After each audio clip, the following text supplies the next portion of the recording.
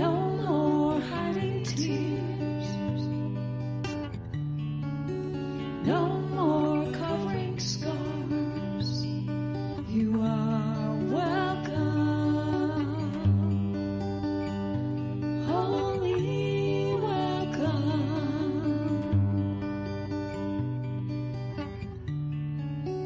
You are welcome here. Just the way you want to be. Bring your deepest hopes and all your wildest dreams.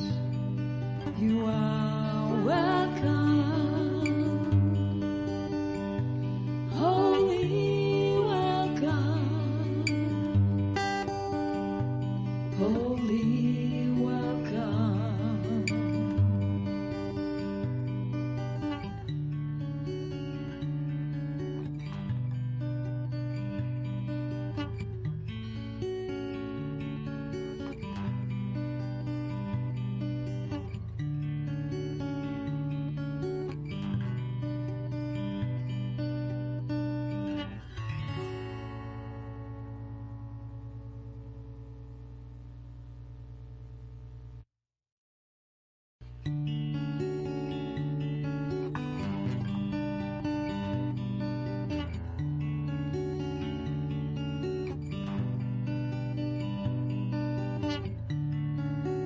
You are welcome here.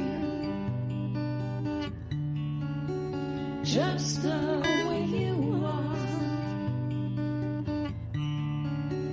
No more hiding tears.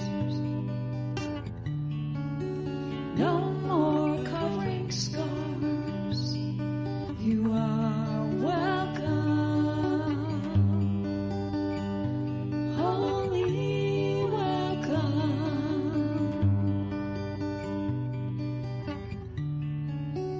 You are welcome here. Just the way you want to be. Bring your deepest hopes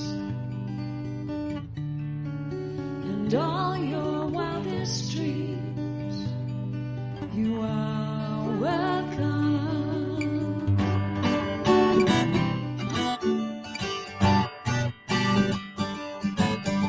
There's something in the air, the dream of life in love, with minds that rest in prayer, sparking joy we're in awe. No matter where your path has been or time will somehow flies, like souls will come home again. True friendship ever thrives. Is this where the magic happens? Can you feel the farce revealed right now in you and me? The secret is wherever we are. There's something in a smile that can turn a day around. Moments so worthwhile when we find common ground. No matter what the day might bring, right here we can align, knowing that we will be seen as perfect, whole, divine. This is where the magic happens. Let's feel all the hearts, close to me and me to you. The secret is wherever we are. So meet me where the magic happens, feeling all the hearts ignited now in you and me. The secret is wherever. The secret is whenever. The secret is together we are.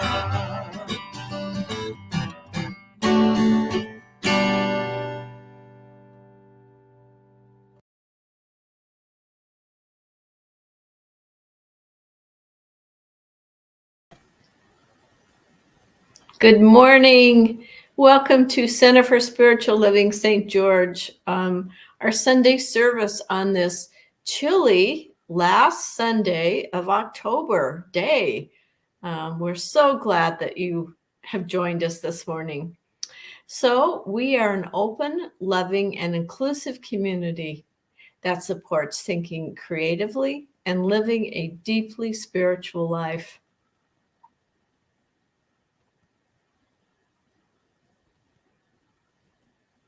So let me let you know who's here with us today, our service team.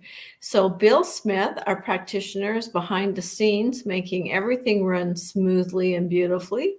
My name is Gwen Hadley. I'm part of the core council. I'll be hosting you today. Our music comes from Alan Stanley, who's a singer, songwriter extraordinaire. We love him.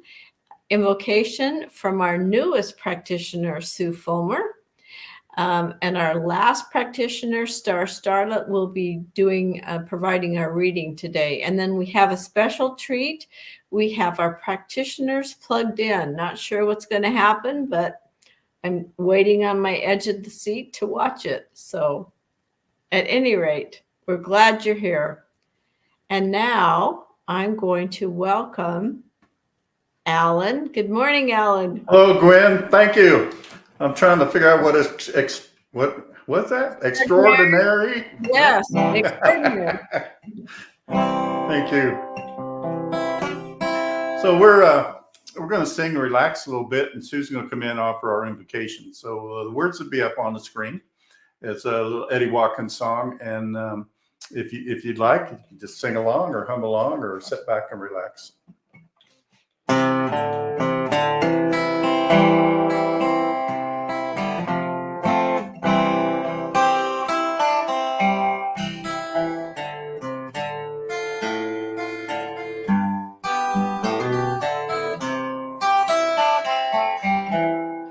There is a garden where dreams come true, a beautiful garden where God's grace blooms. There is a garden where everything grows, a beautiful garden where love is sown. And in this place of light and love, you can have anything you've been dreaming of. There is a garden where dreams come true, a beautiful garden. That garden is you.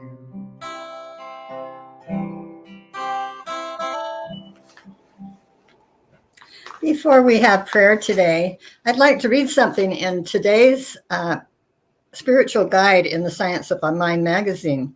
Did you read it this morning? It's a quote from Ernest Holmes, and he said, "We must learn to have faith, to walk in the light. Wherever people meet together for prayer and spiritual communion, a field of faith is created that reacts on everyone who enters it." So let's enter that field of faith that grows so big when we get together.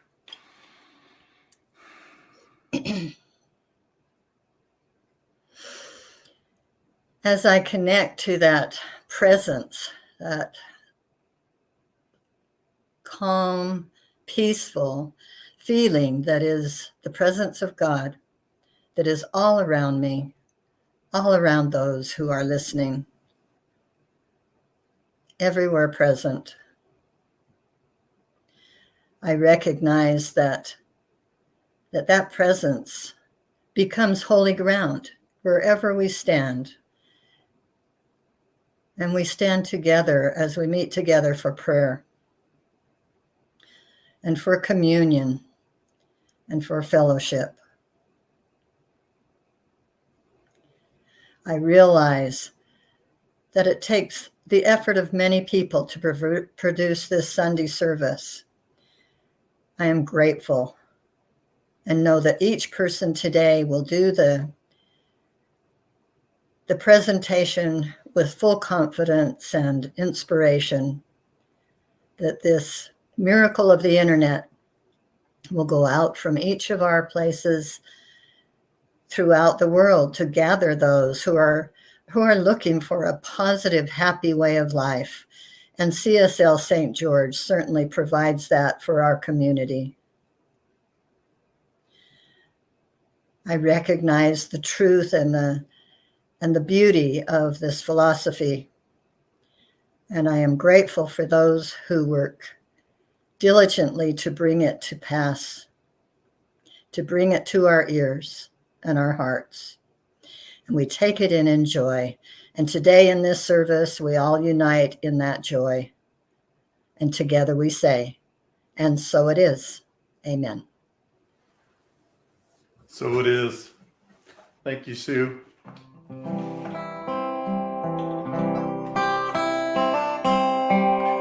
And in this place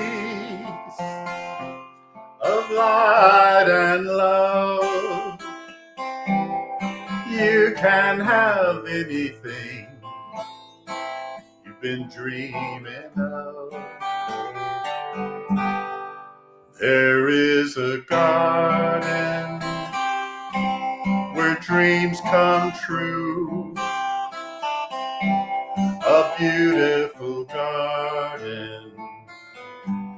That garden is you. Such a beautiful garden. That garden is you.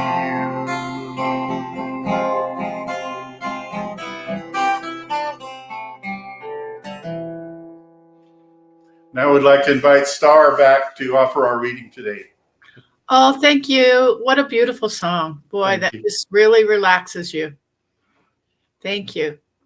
Okay, for today's reading, I'm taking something from Masters of the Far East in Book 5. And it's an experiment or an experience that several people went on into the East and met some wonderful masters and that taught them many things. And in it, he's recounting everything that he was saying and what we have the opportunity to experience.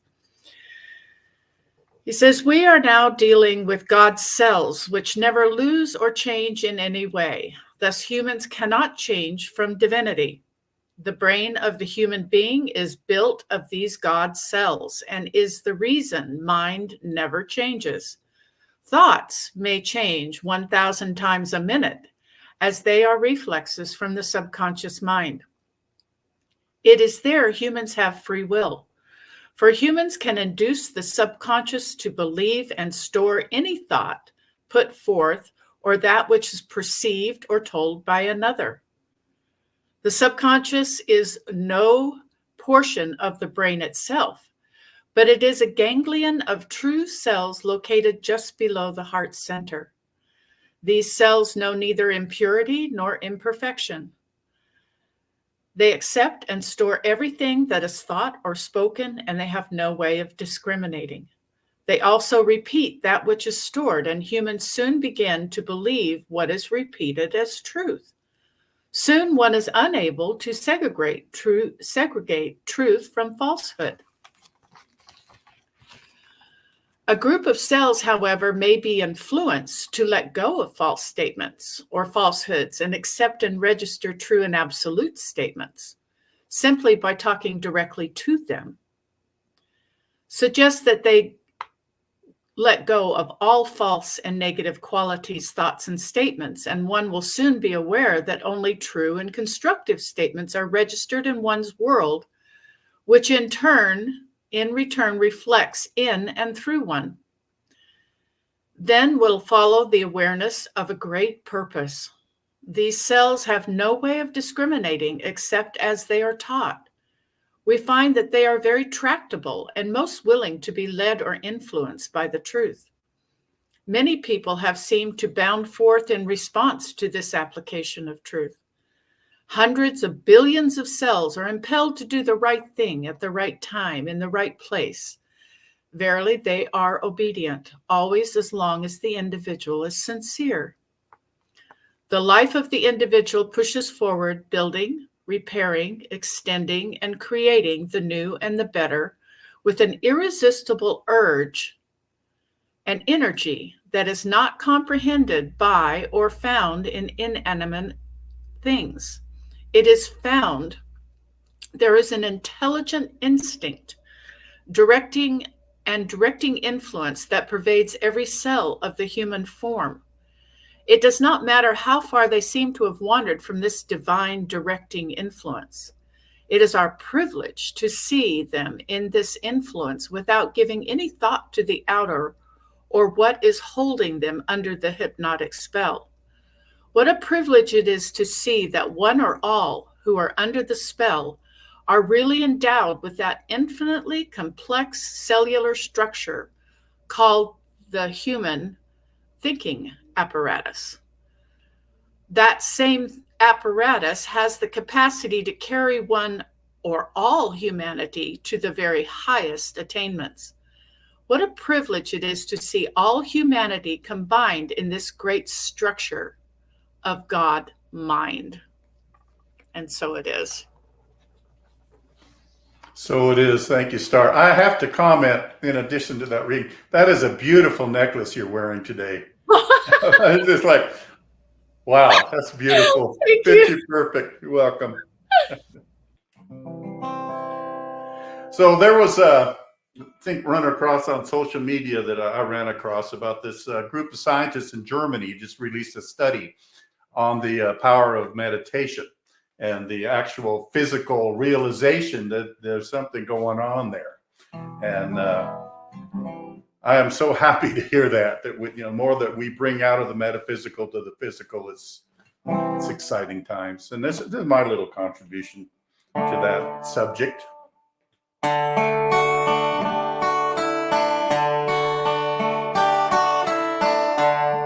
I've studied with the best of teachers from winter till fall. Listen to the greatest speakers in the finest of all.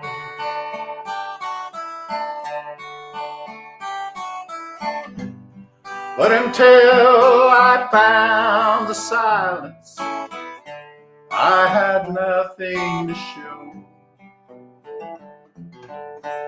Because there's more in a quiet moment than I could ever know.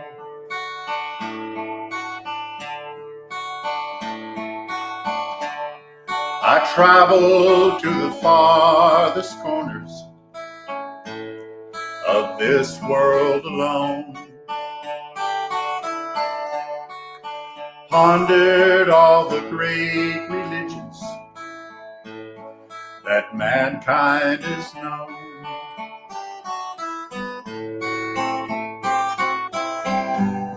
But until I found the silence, I continue to roam.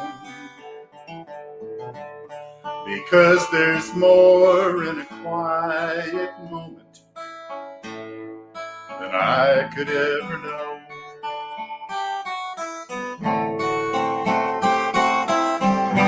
There's a place in everybody. Just be still and go. Then you'll find in that quiet moment all you wanted to know.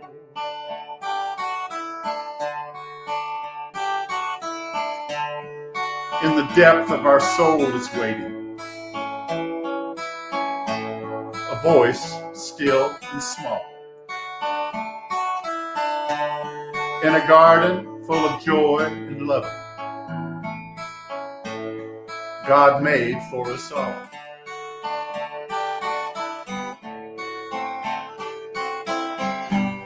From the heart, our spirit's calling, showing us the way home. There's so much in a quiet moment. Just be still and go.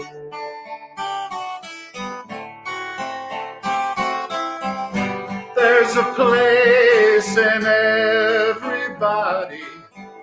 Just be still and go.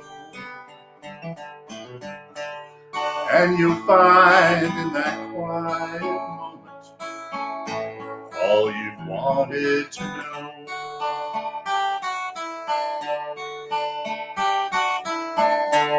There's so much in a quiet moment. Just be still and know.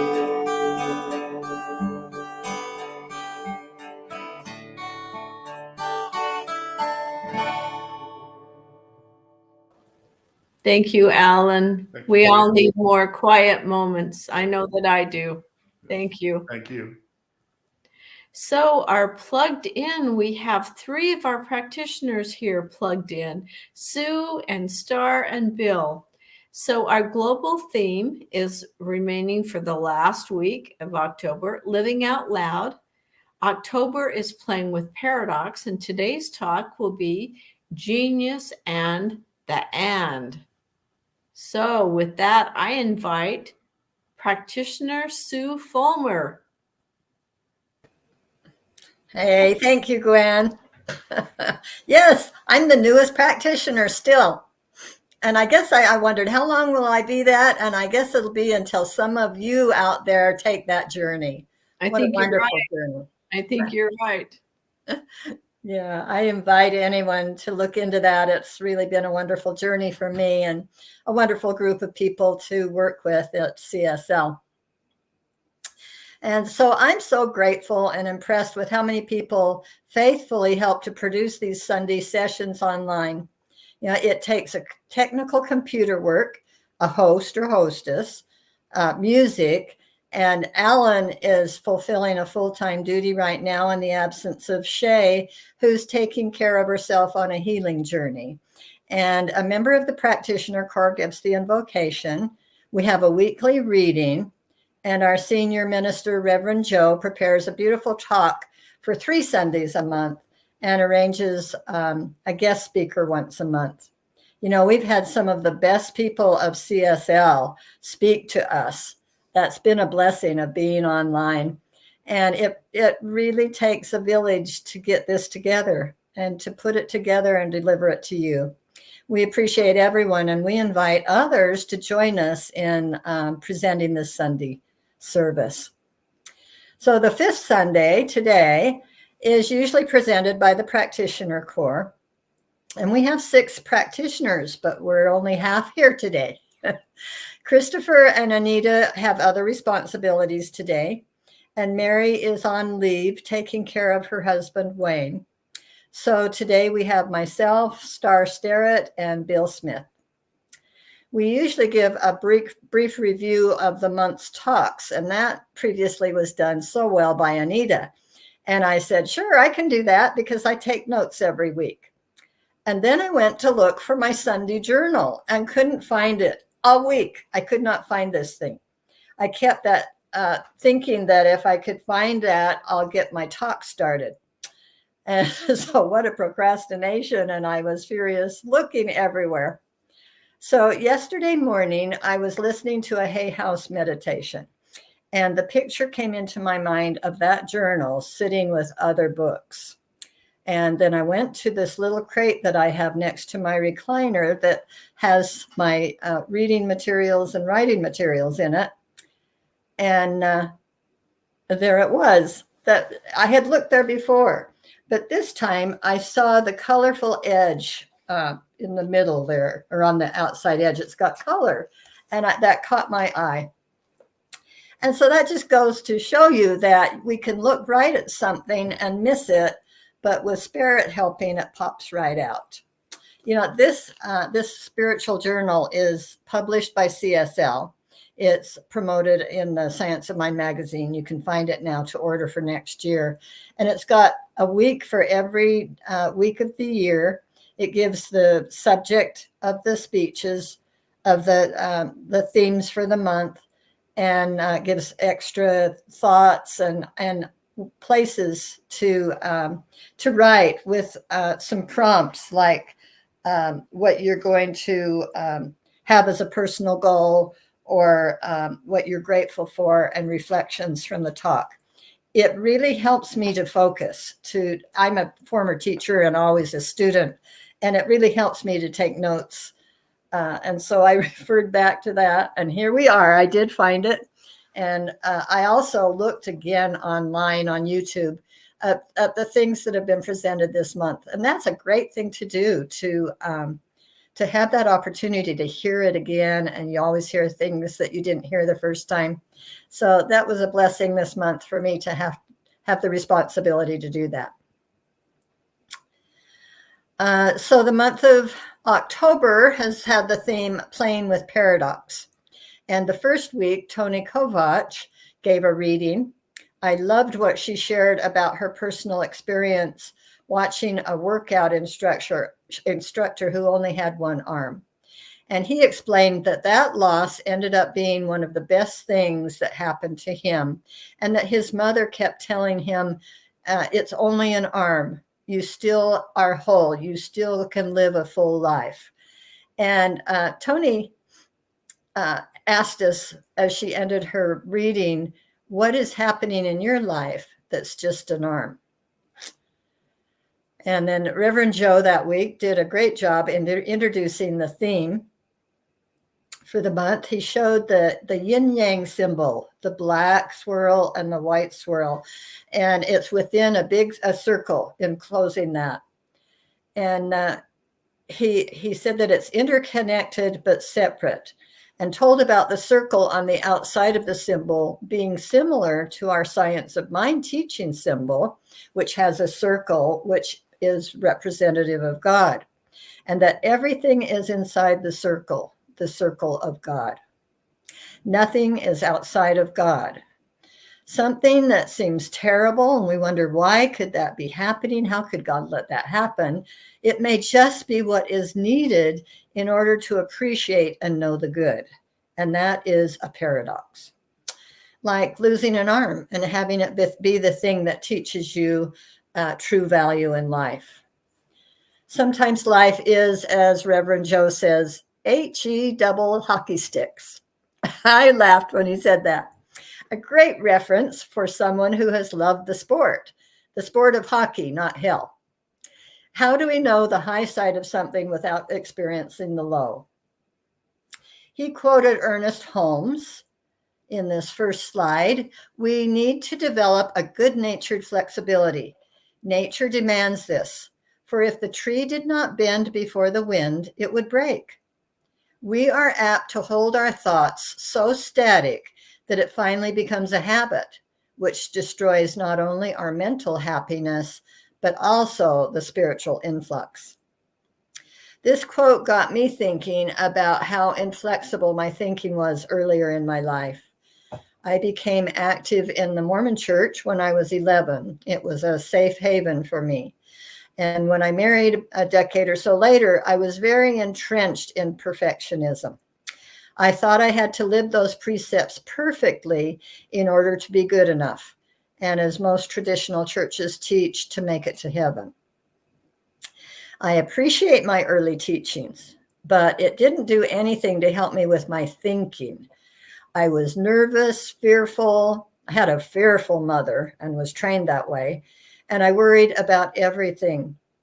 I engaged in ain't it awful talk and poor me talk with my husband and family, until I finally realized how unhappy I was and how unlike the me inside of me, really, that was so different. And feeling that and seeing that spurred me on to find who I really was. A painful divorce and eventually leaving the church gave me time and space to find who I was and the kind of life I needed. I eventually shared 10 years with a wonderful man, Larry, who introduced me to Abraham Hicks. He listened, had been listening to them for a couple of years when he met me, and we listened together to the cassette tapes. That dates me. And then subscribed to the monthly CD of her workshops. I would listen to them every day on my way to work, and we'd listen to them together. And the non-physical group Abraham that Esther speaks for taught me a new way to think. I learned about, they teach about the emotional continuum. And I actually wanted to teach this to my students in a more secular way. And I put a big rainbow on the front board of my classroom. And I had words like powerless and unhappy on one end, and then other words around the rainbow to the other side that said powerful and joyful. And so learning about this continuum taught me that spread between these extremes were other words representing other choices of feelings. And I had a girl come into my class one day who had just broken up with her boyfriend, and she was in tears and she was so upset. And so I said, well, let's look up at that rainbow up there. And where are you? And she says, oh, I am so unhappy and hurt. And I says, well, can you find the next best thought? Maybe you're just frustrated because you don't know why he did that. And she says, yeah, I'm really frustrated and I'm confused. And so that helped her move from that horrible hurt feeling to questioning. And I was able to do that too, that I was able to find the next best thought of maybe confusion or frustration. And that moved me closer to the positive side when I found myself in a position of negative thinking or being unhappy. I like what Ernest Holmes said, quoted in the Science of Mind Daily Guides last week. Regardless of what your problem is, do your best to affirm its opposite. That which you want all day and evening. You may not succeed so well the first day or week, but keep it up for a whole month and see if you do not completely rebuild your attitude in regard to that certain problem. Same philosophy, same positive thinking, same we create our world with our thoughts. We create our reality with our thoughts. When I found CSL in Las Vegas while I was teaching there, it was the Center for Positive Thinking for me. It felt familiar to the philosophy of life that I had adopted, and I'm so grateful to be here and to have retired and moved to St. George, back to home where I'd lived before, and found it still strong and functioning and even growing now. So moving on to what our week 2 in October was about, it was called Getting Comfortable with Discomfort. And this was our in-person meeting. And although Reverend Joe taught me that although I'm uncomfortable in a negative environment, I'm learning to get comfortable with discomfort and not see things with a narrow this or that. It's got to be this or that, or it's got to be right or wrong. And I'm beginning to see that there is a third way called both and. And we're talking about that today, the glory of the and. On October 15th, our guest speaker was Reverend Steph St. Amand. She said the view we see everywhere is first in us, and that the paradox of this life is both simple and complex, glorious and horrific, all belonging to the divine and perfect order. There are always two sides of something. Often in New Thought, it's referred to as cause and effect. Within everything is infinite potentiality. The name of the talk was Shaking Up Our Worldview, and she suggested that we shake up the possibilities on a new path, that we be curious and vulnerable and to question everything. On week 4, the tyranny of the or, Reverend Joe talked about change and that life definitely is not static. On the journey from fear to faith, he encouraged us to be open to change and have the courage to see all of life as all of source. And when we finish up the month today with the theme, the genius of the ant. When I first heard of the theme, playing with paradox, I remember that in our book clubs that we hold occasionally at CSL St. George, we read the book by Wayne Dyer. We read the book by Wayne Dyer, Living the Wisdom of the Tao. And it came very difficult to understand at first because there was so much paradox in it. But studying that helped me in first knowing what paradox was. And the Tao Te Ching is a collection of 81 verses coming from Lao Tzu, a Chinese prophet and man of wisdom, some 25 centuries ago. Lao Tzu understood paradox and used it in his teachings. His second verse, as recorded by Wayne Dyer, is, "When my work is done, it is forgotten. That is why it lasts forever." What? And Dr. Dyer added, "Under heaven, all can see beauty as beauty only because there is ugliness. All can know good as good only because there is evil. Being and non-being produce each other. The difficult is born in the easy. Long is defined by short, and high by the low. Before and after go along with each other. So the sage lives openly with apparent duality and paradoxical unity. The sage can act without effort and teach without words." Good thoughts to think about paradox. And now I'll pass the time and the stage to Star Starrett. Thank you. What a beautiful talk. Thank you, Sue. You were wonderful. Oh, thank you, sweetie. Now we. Okay. Now I'm going to continue that. I named the beginning of my talk, and what else is possible. So I'm going to put a slide up here, and I'm going to read something about paradox. This is by a mentor of mine that I was with for a year. When you have faith in the changeless, timeless reality, you can then exercise your will to improve, balance, heal, optimize, strengthen, and empower your mental, bodily, energetic, and circumstantial experience. Just remember that it doesn't change the formless, timeless self. The true self is already here, and it never appears. What a paradox is that? It's here and it never appears. You know, we're taught as children here and then, now and then, all of those things that divided us into what Sue was talking about, the opposites that are in actuality one thing. So thank you, universe. And more of this, please, means me relaxing into this. It doesn't mean I have to push any buttons. It means I can just relax, lay down, look at the view, and just let it be. But everybody gets confused with that. So I noticed in the beginning of the month, okay, you can go ahead and take that off.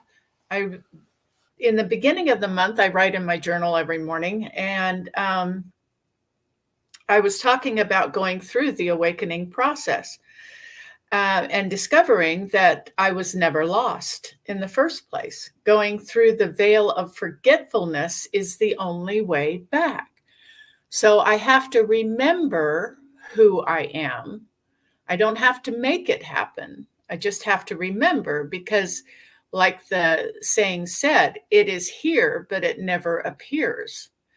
So I knew it was here. And as I look through all of my points that made me wonder, that made me angst, filled with, worry or whatever, when I started looking at that, I found out that it was not real. It was an experience, but it wasn't me. So this realization, it came effortlessly. It was a soft, easy awakening for me. It was like, just relax into this. And as I relaxed more, I began understanding what mental equivalence is. In Science of Mind, we teach that. And I'm going, okay. And so I went through class after class. I read book. I kind of understood it intellectually. But what came to me from one of my meditations was mental equivalent. So it starts with an M and the next word is an E. Oh my God, that's me. I am my own mental equivalent. So whatever I'm thinking, whatever's driving me, whatever's got my craw, or whatever I'm dishing out, even if it's joy, that is my mental equivalent. That's me. So I understood deeper that this mental equivalence that we talk about in Science of Mind is my identification, what I'm identifying with. So I hope that makes it clear to some people who are trying to understand what that word means. I too was raised in a religion, same religion, that I had to do something in order to receive my, I don't know, my way to heaven, because heaven was outside of us. It was something we had to attain.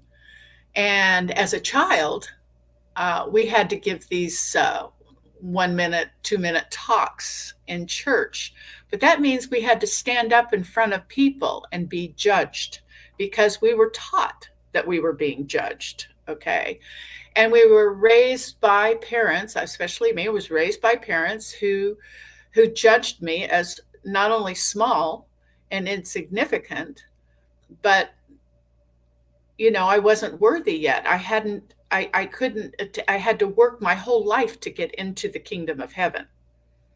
But that's not what I read in the Bible. The Bible would say the kingdom of heaven is within. Then how does that coincide? Eventually, I ended up having to leave that train of thought, that religious place, because I was more interested in the mysteries and they didn't want me to be interested in the mystery.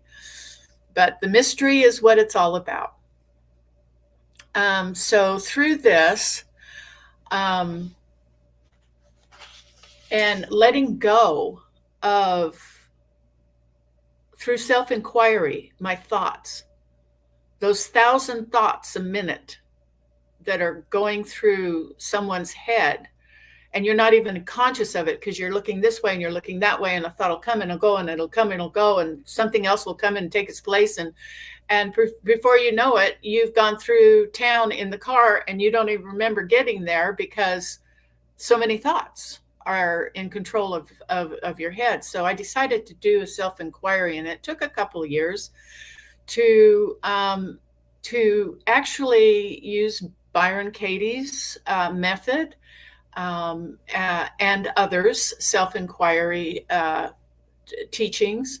And I came to the realization finally that the only thing that I am is existence itself. That nothing that I was thinking was real. It was an experience, but it wasn't real. It was teaching me something, but it wasn't real. So there's a paradox. Here it is in front of you. It's teaching you something, but it's not who you are. That's the paradox. And so I learned a method through Access Consciousness, and he teaches the idea of what else is possible. You're having a thought. You finally realize it's not the end all of all. So asking yourself what else is possible gives you an out. It gives you a way to move your mind in another direction. And David Hawkins has a chart where you can just move up step by step. You don't have to go from the lowest to the highest, because there are steps. You know, you can go from anger to, I don't have to be angry. I can just sit here. Okay. And then you can decide what your next move is going to be. So what I've decided for myself that I'm creating is the destiny of Stephanie. So how do I do that? Using this luscious I can take my imagination and I can go into my imagination and say, oh, okay, so I've been this most of my life in this supposed lack paradigm. And I can decide, well, that was just an experience. And I know that Source is with me at all times. So that's the part that is here always, and it's always whole. It's always complete.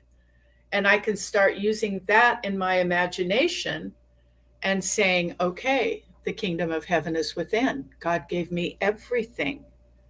God gave me all the talents. God gave me everything it is. I'm made in its image. I'm not made in my own image. I'm not made in my parents' image. I'm made in its image. Oh, that opens the door to infinite possibilities. And knowing that it's already done, I'm not the creator of it. All I have to do is shift and align to what it is that I would like to experience. Because it's already been created using my imagination, I go ahead and pop right into that imagination because it's already here. It's the unseen, but because I'm using my imagination to be in lack, I can't see the other possibilities until I open up to other possibilities. What else is possible? And so doing that, I have come to realize that, I'm free. I've always been free. So I take myself out of my own prison.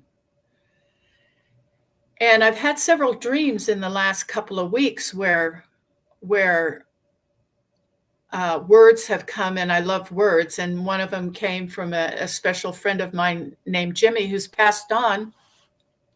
So I looked up the word Jimmy. What is a Jimmy? Jimmy is a policeman. Police your thoughts. And so I went, oh, police my thoughts. Okay. Jimmy them, loosen them up, So that was pretty awesome. And I have been doing that. And it's creating this place where I can be more relaxed and receptive to what's coming through, because I'm not making it happen. It's already happened. I just have to align with it and let it go and relax and make it so. And it's already done. And so I'm learning that relaxation is very, very key to being who and what you really are. So this morning's little paragraph that I quoted, or that I just came up with this morning is, and I'm going to close with this: in God's perfect peace, I act today, and it is dynamically received. I am grateful for this day. I recognize the divine in me has always, in every way, been complete and whole. I act according to this blueprint, and I am that I am. And so with that, I'm going to pass it on to Bill. Thank you, Bill. Star, that was even more beautiful than your necklace. I love that. Thank you. And thank you also to Sue for her wonderful talk. And I'm going to close it out here today. And this discussion of paradox this month has been really eye-opening for me. And we knew early in the month, or even late last month, that the practitioners would be speaking this 5th Sunday. And so I started thinking about, what are some of the paradoxical things, concerning science of mind or religious science that that that I really want to know more about and I want to share. And so I started thinking about one of the things that has troubled me a little bit, and I wanted to get more insight on it, and that's the paradox of Jesus. And I know that's a taboo subject, and tread lightly, Bill. But one of the things that I've always heard, and what modern Christian religion would have us understand and know and believe, is that Jesus was not a mortal man. He was a deity in his own right, the only Son of God. And as I've been studying religious science over the past 10, 12 years, as religious scientists, we believe that all mortal men are the sons of God. So which is true? Which is really right? And that's where this Januszian thinking that Reverend Joe talked about in the first week of the month, that's where that Januszian thinking comes in. And I didn't even know Januszian was a word until I started using it. But Januszian thinking, if you recall, is when there are two sides of a coin and they are in opposition to each other, or they're a paradox. And Januszian thinking allows you to look at both sides, both opposing sides, and make sense of it, and make some sense of it. And that's where I think this the paradox of Jesus takes us. And using the genius of the and, we can say that that the first few things are true. And I'm sorry, I'm driving as I speak here, not driving a car, but driving the computer. So Jesus was the Son of God, and he was a mortal man.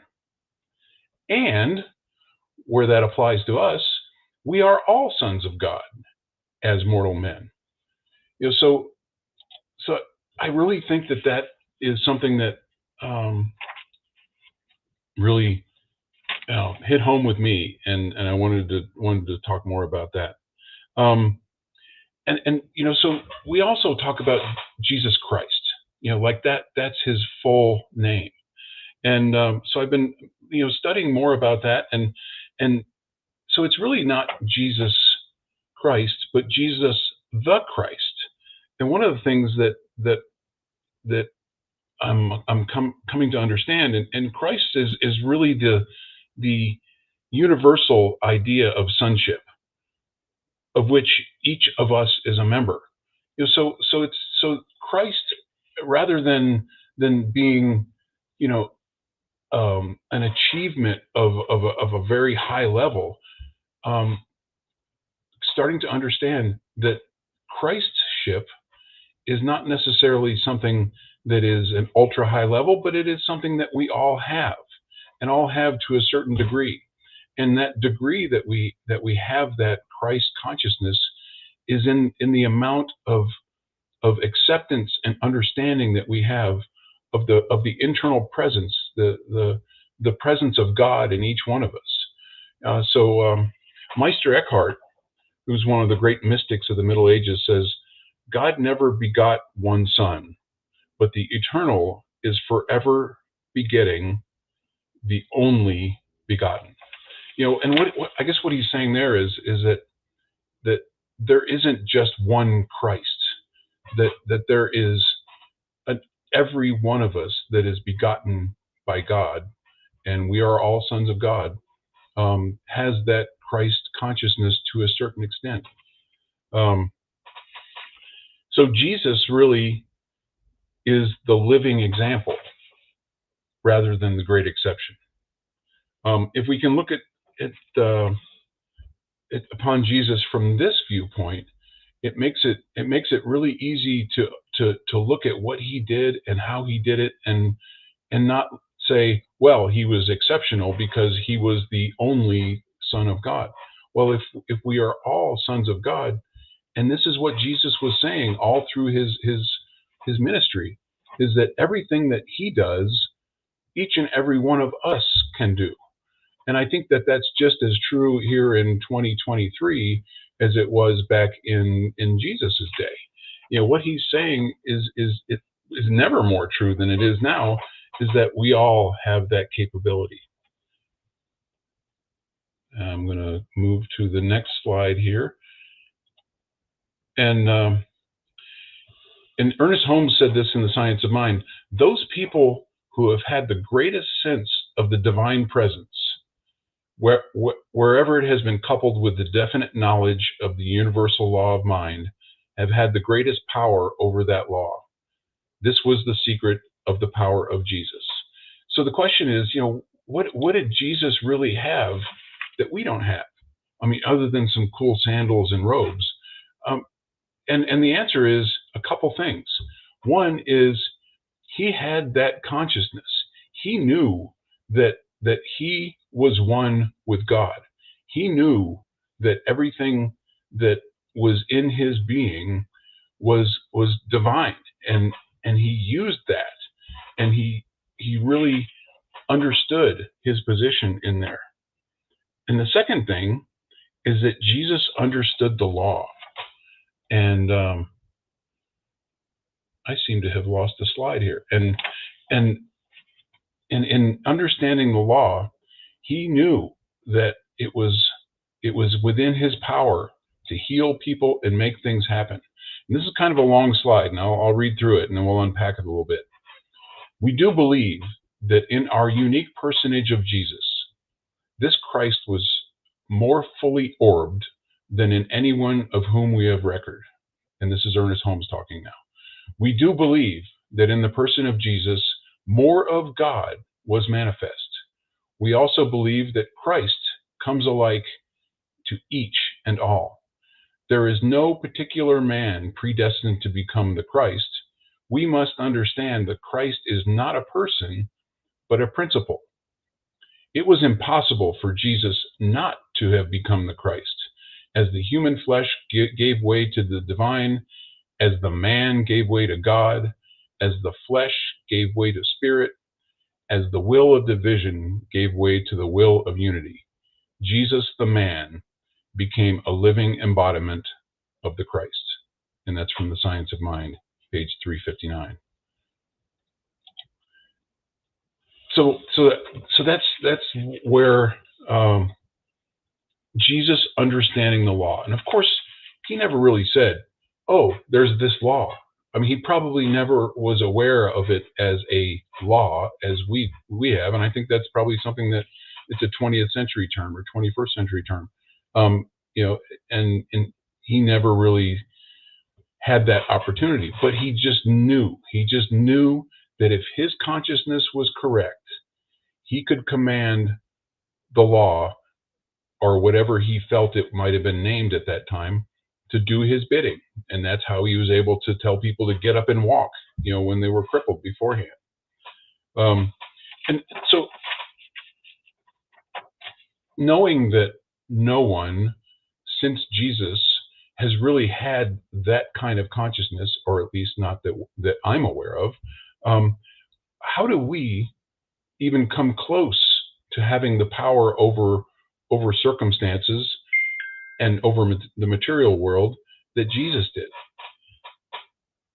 Our answer here at Science of Mind and Religious Science is our spiritual mind treatment.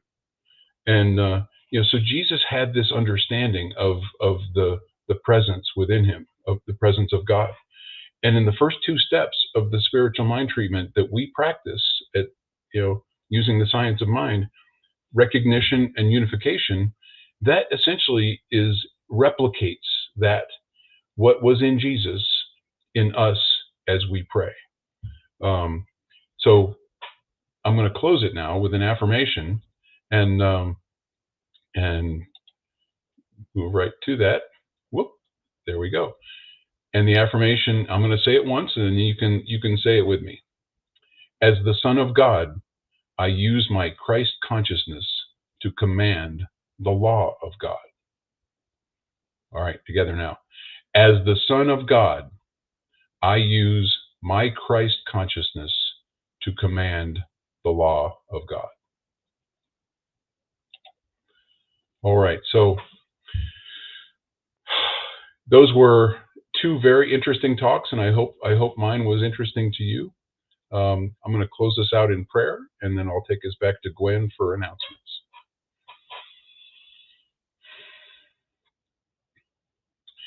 As we wrap up this month talking about paradox, knowing that we have done so in the presence of the one and only true power of this universe, I know that as this power has worked through me and as me and has surrounded me with that presence that Jesus had so in such ample magnitude, and that I know that I have that capability of having that same magnitude of presence of God in my life. I know that this month has opened my eyes and opened many to the multitude of possibilities that are not restricted by the or this or that, but now we can amplify that with the and the power of the and is such a powerful tool for working through our mental challenges. So I know that as we move forward through the rest of this year, that we'll have the and with us, and those opportunities are always available to us. And that is part of the beauty of Spirit, is that Spirit makes those opportunities available to us, shows us the way, and lets us know that the direction we're heading is the right way.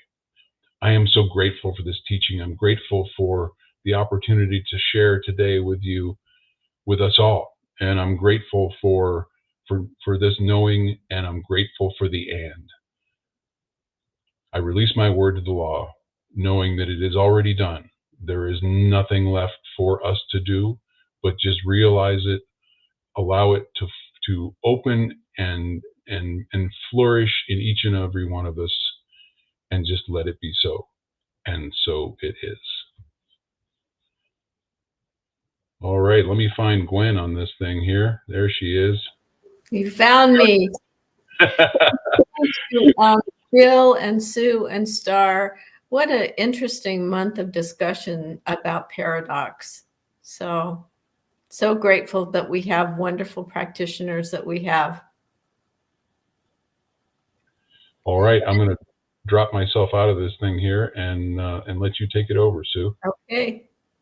So, that's been really tough to try to do the speaking and also do the teching that Bill did. So, wow. Thank you, Bill, over and above. So now we're going to talk about some announcements. So our community care circle, you can see the phone number up there. If you should need anything, need a connection with anybody, please call them. Prayer requests, you can see the email site there. Our practitioners and Reverend are always here to pray with you, for you, whatever you might need. So our next in-person service is already in November the 12th. Please bring a friend, come and join us. We have a Zoom conversation after the service today. We probably will be a couple of minutes late, but close to noon. Please join us and we'll talk more about what the practitioners have presented today in their talks. So when we do meet in person, please notice in the back of the room, there'll be like a curtain up, but you'll also see the stoles over that will show that one of the practitioner is always on duty to do a short 5-minute a prayer for you. So please look for that when you join us. Abundant prosperity. We live in such an ebb and flow of great prosperity, and personally in our lives and in our lives at CSL. So we appreciate the way that you give. You can give with Zelle, which is a bank-to-bank transfer system. You can see instructions for that in our newsletter. You can give online. PayPal link is always there. Our little QR code, you can just scan directly on your phone or give by mail, whichever way you choose to give. We so greatly appreciate the opportunity to bring you these services and soon find a full-time home for us to meet in person. So our upcoming Sundays, we'll have Reverend Joe back with us, a brand new topic for October, or for November, excuse me. So the 5th is the mundane, and the 12th, our in-person gathering, is entitled, the talk entitled, The Sacred. So Bill's going to bring us all up for our closing affirmation.